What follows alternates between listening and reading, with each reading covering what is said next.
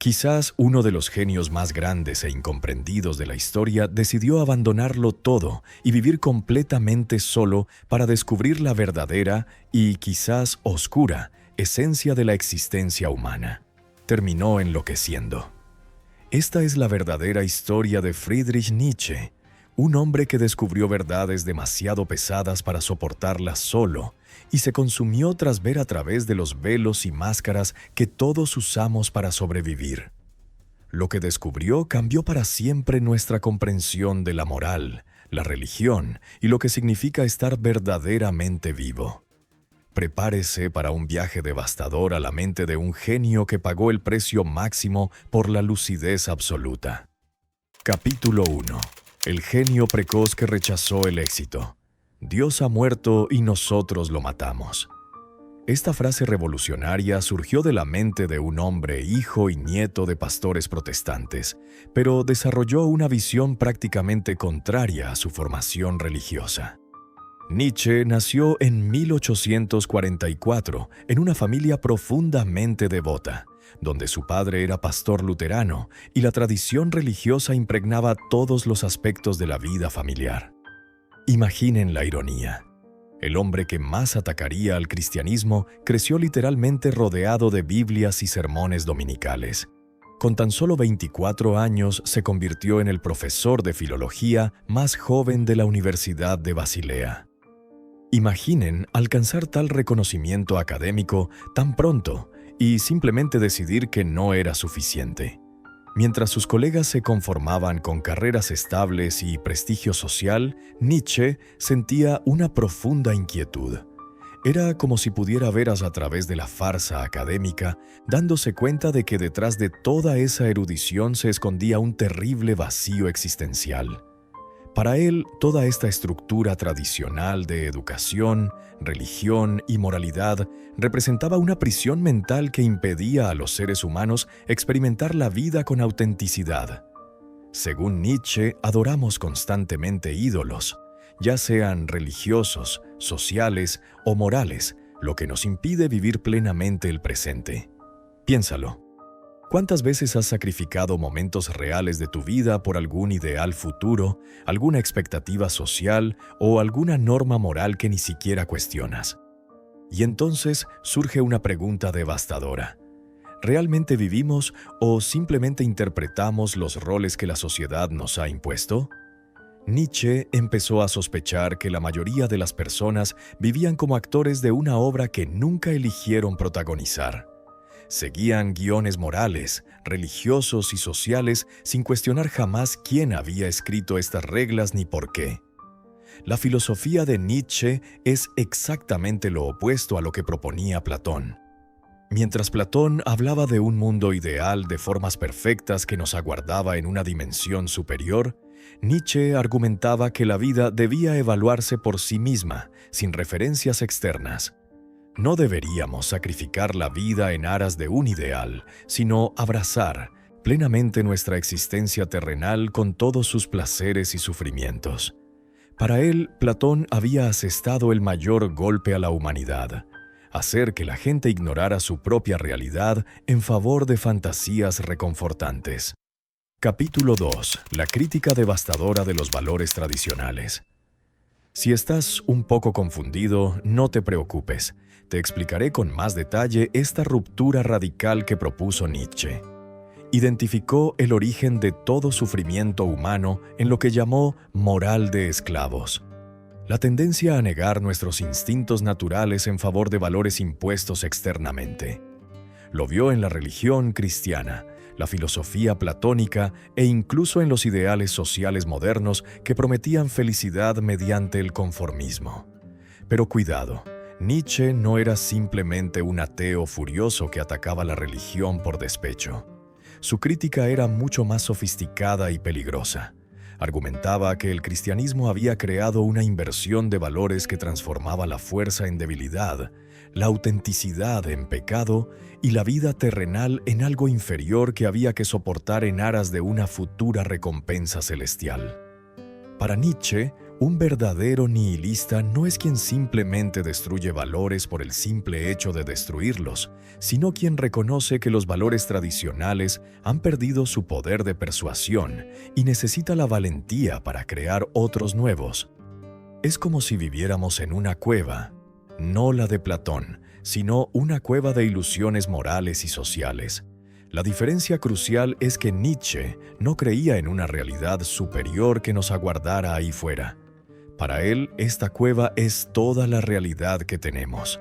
Consideremos una situación práctica y dolorosa. Publicas una foto en redes sociales pensando obsesivamente en los me gusta que recibirá, o eliges una profesión basándote únicamente en lo que piensen los demás, o incluso reprimes tus deseos naturales porque la sociedad te dice que son incorrectos o inmorales. Según Nietzsche, constantemente degradamos nuestro yo más auténtico en favor de la aprobación externa de personas que ni siquiera conocemos de verdad. La clave para identificar estos patrones destructivos es darnos cuenta de cuándo vivimos para complacer fantasmas. Ideales abstractos que ni siquiera sabemos de dónde provienen ni por qué deberíamos respetar. Nietzsche lo denominó vivir reactivamente en lugar de activamente. La persona reactiva siempre responde a los estímulos externos como un perro adiestrado, mientras que la persona activa crea sus propios valores basándose en su experiencia vital directa, asumiendo plena responsabilidad por las consecuencias.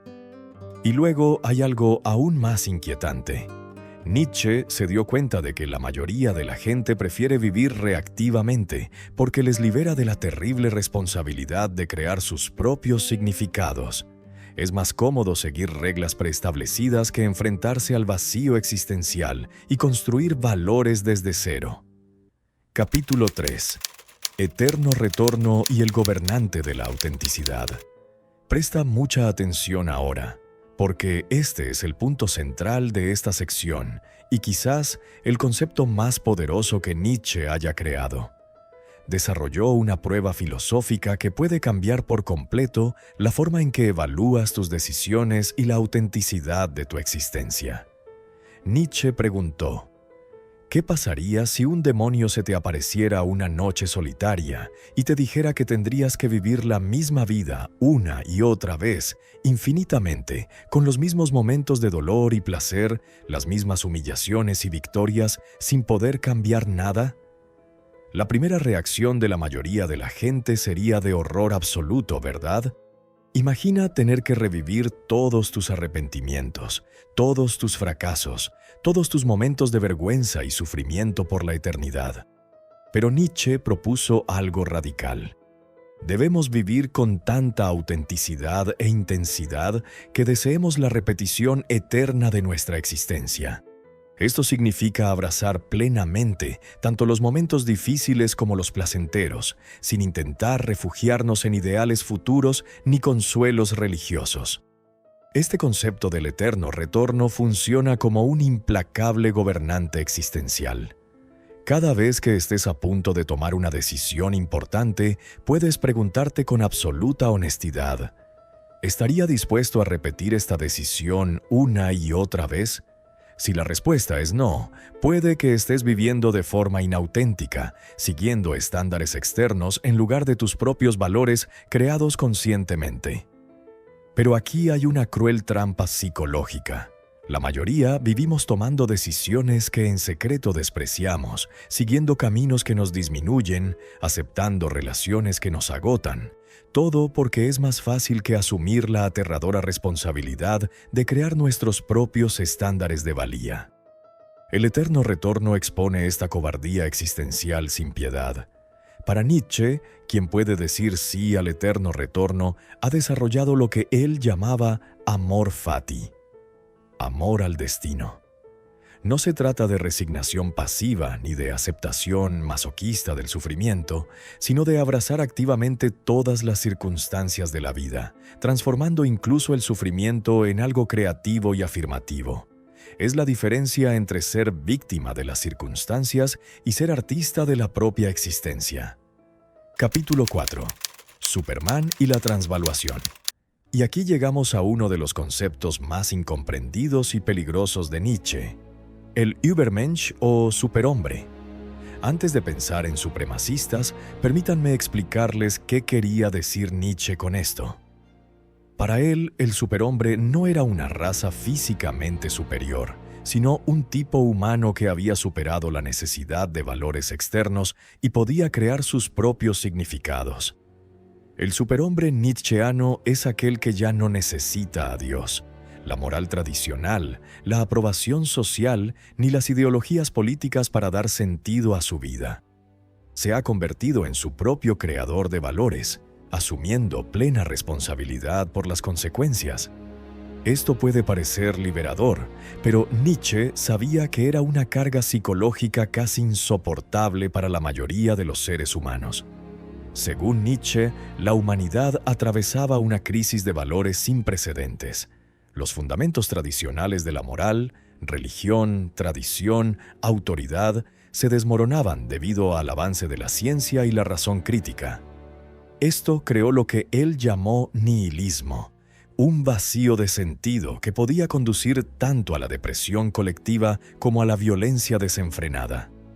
La solución propuesta por Nietzsche fue la transvaloración de todos los valores, un proceso mediante el cual seres humanos superiores crearían nuevos sistemas de significado basados en la afirmación de la vida en lugar de su negación.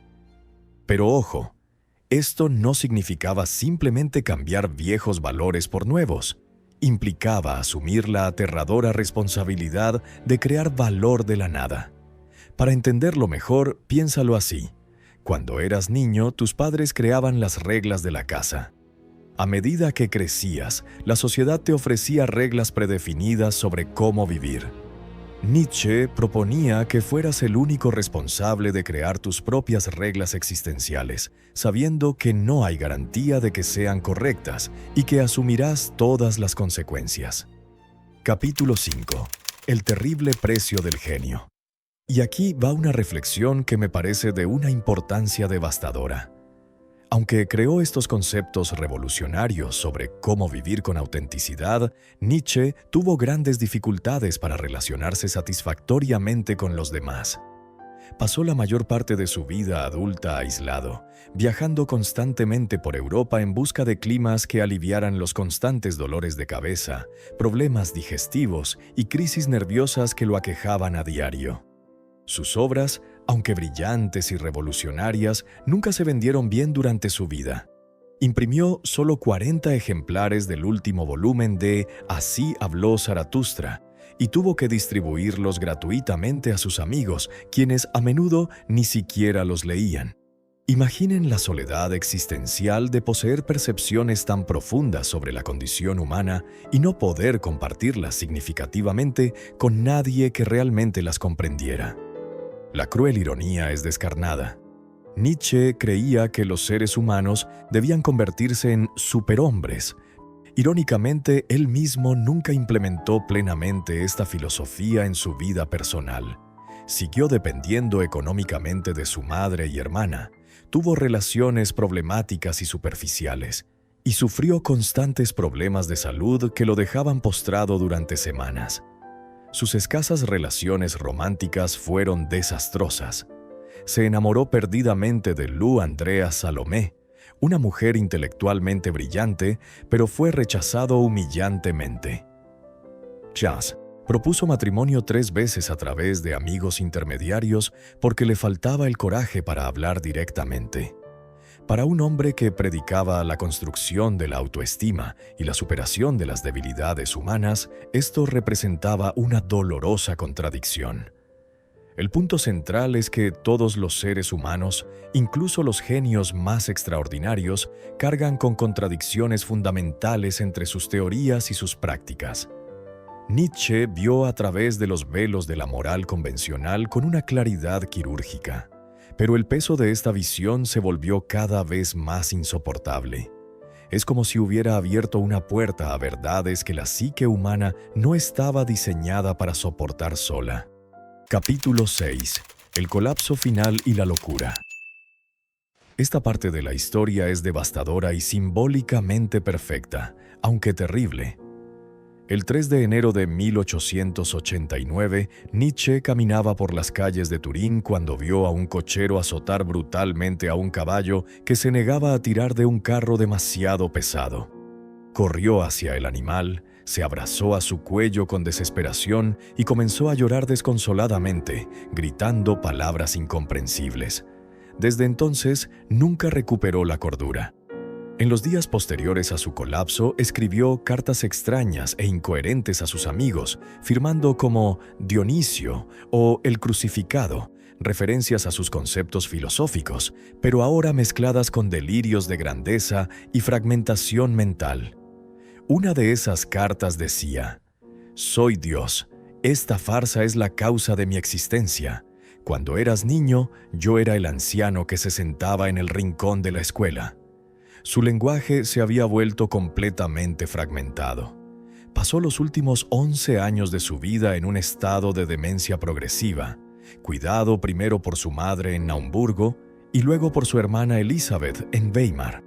El hombre que desafió todos los valores tradicionales, que propuso que creáramos nuestros propios significados trascendentales, que habló de amor al destino y aceptación heroica de la vida, terminó sus días incapaz incluso de reconocer a las personas que lo rodeaban o controlar sus funciones corporales básicas. Algunos historiadores especulan que su colapso mental se debió a la sífilis que contrajo en su juventud. Otros sugieren un tumor cerebral, y algunos apuntan a una predisposición genética a la demencia. Pero creo que hay algo simbólicamente poderoso y aterrador en el hecho de que su locura comenzara con un gesto de extrema compasión por un animal sufriente, como si todo el dolor que había teorizado sobre la condición humana finalmente lo hubiera consumido por completo. Durante sus años de locura, irónicamente, sus libros comenzaron a ganar reconocimiento. Los intelectuales europeos descubrieron sus obras y las consideraron revolucionarias. Pero el propio Nietzsche se había convertido en una sombra vegetativa del genio que una vez fue, incapaz de comprender que finalmente recibía el reconocimiento por el que había luchado durante décadas de aislamiento.